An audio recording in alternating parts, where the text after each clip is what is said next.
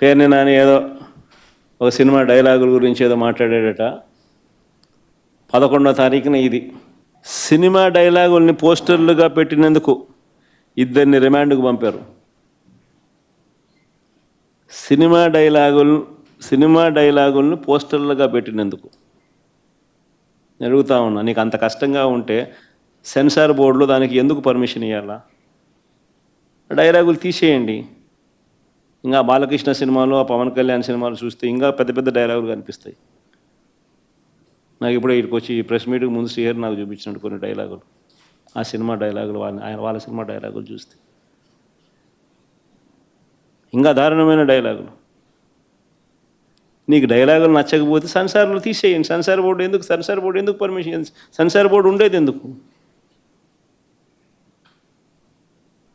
అంతేగాని ఆ సినిమా డైలాగులు, సినిమా వచ్చిన తర్వాత, రిలీజ్ అయిన తర్వాత ఆ సినిమా డైలాగులు, ఆ సినిమాలో మంచి పాటలు ఉంటే ఆ మంచి పాటలు అవన్నీ న్యాచురల్గా ప్రసిద్ధి చెందుతాయి. ఆ సినిమాలో మంచి పాట ఏదైనా ఉంటే ఆ మంచి పాట పాడినా తప్పే అంటావు. ఆ సినిమాలో ఏదైనా మంచి డైలాగులు ఏదైనా వీళ్ళకి నచ్చితే ఆ నచ్చిన డైలాగులు వీళ్ళు పోస్టర్లుగా పెట్టినా తప్పే, వీళ్ళు మాట్లాడినా తప్పే, వాళ్ళు చేసిన యాక్షన్లు వీళ్ళు చేసినా తప్పే.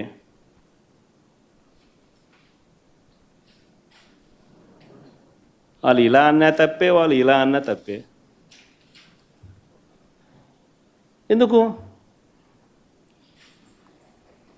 మరి సినిమాలు ఎందుకు తీస్తున్నారు స్వామి? మీరు ఆపేసేయండి, మూసేయండి. ప్రజాస్వామ్యంలో ఉన్నామా లేదా అన్నది నిజంగా ఆలోచన చేసుకోవాలి మనం అంతా. ఇలాగొచ్చే నష్టపోయింది. అదే సినిమా డైలాగ్ రాసుకున్నాడు, పాట పాడితే పాడినాడు,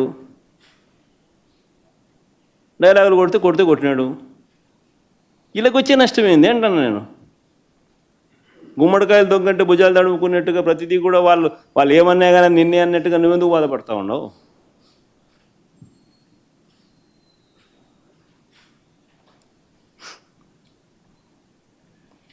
నూట 131 మందికి నోటీసులు ఇచ్చినారు.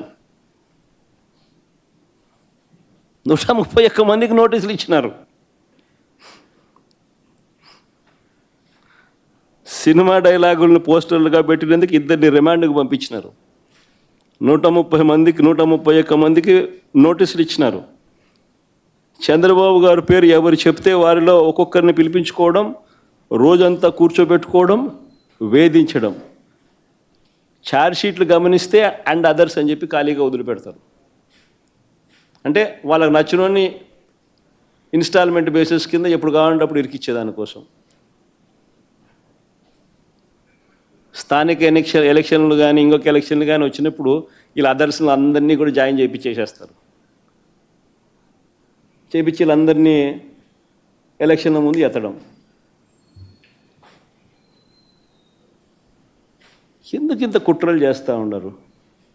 ప్రజాస్వామ్యంలో మంచి చేసి ప్రజల మనసులను గెలుచుకొని పాలన చేయాలి.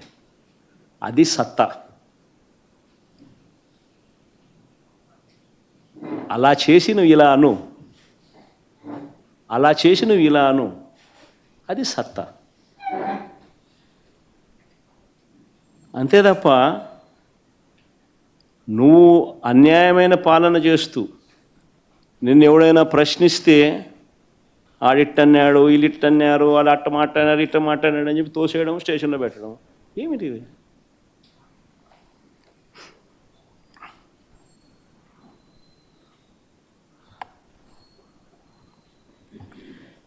చివరకు పోలీసులు దారుణాలు నిజంగా ఏ స్థాయిలోకి వెళ్ళిపోయినారంటే, చివరికి పోలీసులు దారుణాలకు తన కొడుకును కోల్పోయిన వ్యక్తి.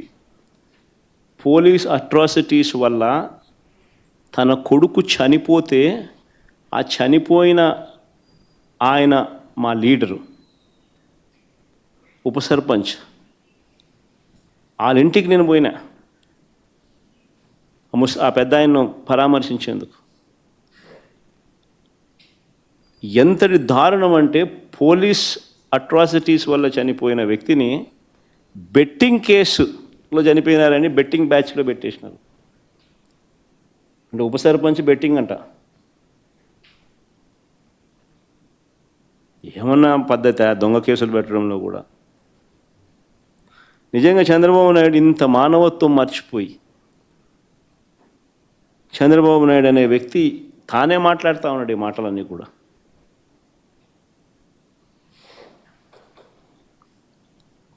మరో ఉదాహరణ, ధరలు లేక తీవ్ర కష్టాల్లో మామిడి రైతులుంటే, తీవ్రమైన కష్టాల్లో మామిడి రైతులుంటే, మామిడి రైతులకు సంఘీభావంగా జూలై 9వ తారీఖున చిత్తూరు జిల్లా బంగారుపాలెం నేను వెళ్ళా.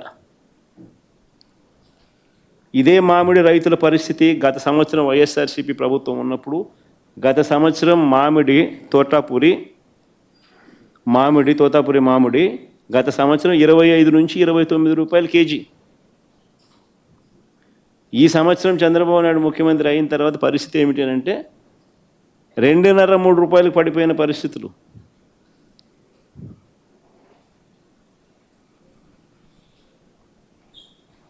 ₹2 నీకు కేజీ మామిడి దొరుకుతూ ఉంది అని అంటే రైతుల పరిస్థితి ఏమిటి? మామూలుగా మే నెల 10-15 తారీఖున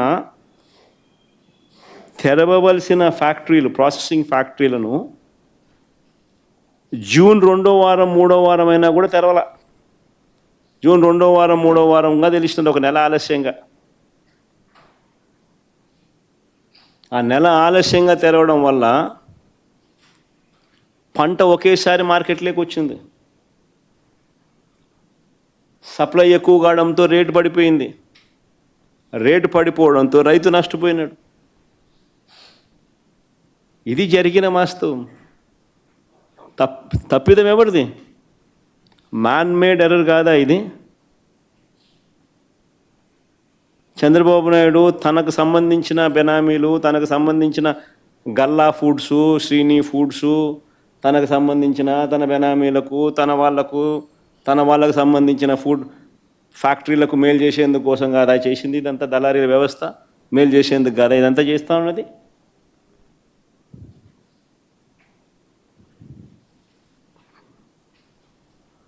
అడుగుతా ఉన్నా, ఎంతమంది రైతులకు ₹12 వచ్చిందని?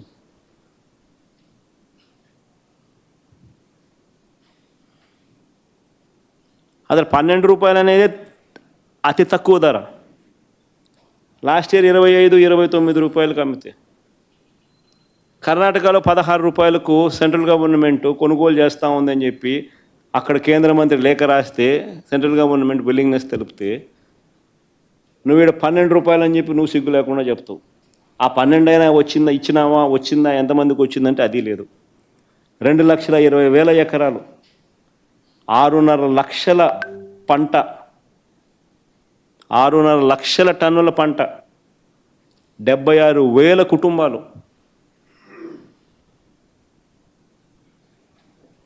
చంద్రబాబు నాయుడు గారి పుణ్యాన అల్లాడిపోయే పరిస్థితి రైతులకు వస్తే